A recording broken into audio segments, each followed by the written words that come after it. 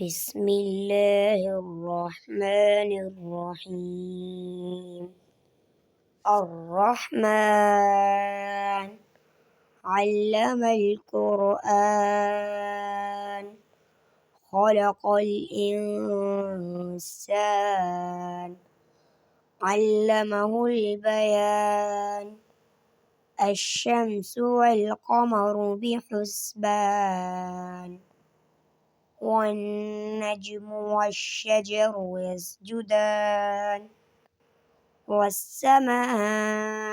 رفعها ووضع الميزان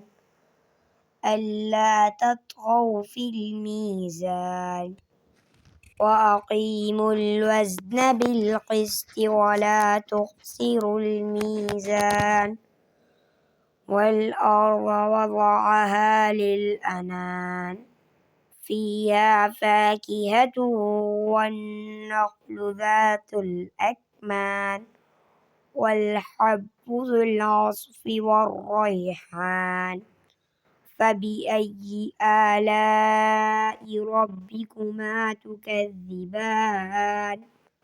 خلق الإنسان من صلصال كالفخار وخلق الجان من مارج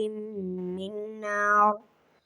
فبأي آلاء ربكما تكذبان رب المشرقين ورب المغربين فبأي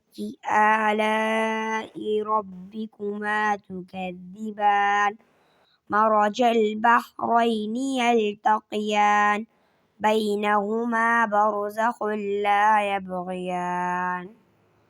فبأي آلاء ربكما تكذبان يخرج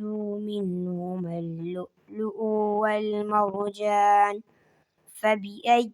آلاء ربكما تكذبان وله الجوار المنشآت في البحر كالأعلام فبأي آلاء ربكما تكذبان كل من عليها فان ويبقى وجه ربك ذو الجلال والإكرام فبأي آلاء ربكما تكذبان يسأله ما في السماوات والأرض كل يوم هو في شأن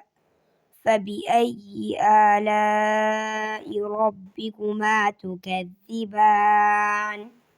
سنفرغ لكم أيها الثقلان فبأي آلاء ربكما تكذبان يا معشر الجن والإنس إن استطعتم أن تنفذوا من أقطار السماوات والأرض فانفذوا لا تنفذون إلا بسلطان فبأي آلاء ربكما تكذبان يرسل عليكما شواظ من نار ونحاس فلا تنتصران فبأي آلاء ربكما تكذبان فإذا انشقت السماء فكانت وردة كالدهان فبأي آلاء ربكما تكذبان فيومئذ لا يسأل عن ذنبه إنس ولا جان فبأي آلاء ربكما تكذبان يعرف المجرم بسيماهم فيؤخذ بالنواصي والأقدام فبأي آلاء ربكما تكذبان هذه جهنم التي يكذب بها المجرمون يطوفون بينها وبين حميم آن فبأي آلاء ربكما تكذبان ولمن خاف مقام ربه جنتان فبأي آلاء ربكما تكذبان ذواتا أفنان فبأي آلاء ربكما تكذبان فيهما عينان تجريان فبأي آلاء ربكما تكذبان فيهما من كل فاكهة زوجان فبأي آلاء ربكما تكذبان متكئين على فرش بطائنها من استبرق وجنى الجنتين دان فبأي آلاء ربكما تكذبان